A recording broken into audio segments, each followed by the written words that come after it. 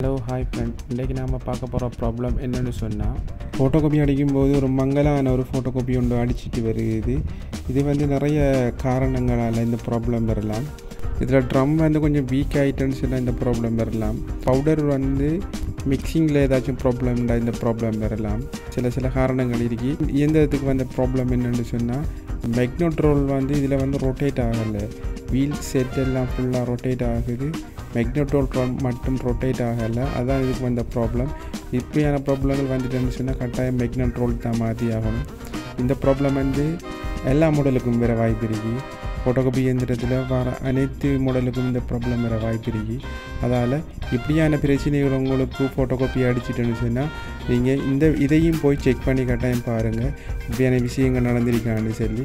அப்படி நடந்துட்டுன்னு சொன்னால் நீங்கள் கட்டாயம் அந்த இயந்திரத்தில் அந்த மேக்னெட் ரோலை மாற்றி தான் ஆக வேணும். Okay, thank you friend.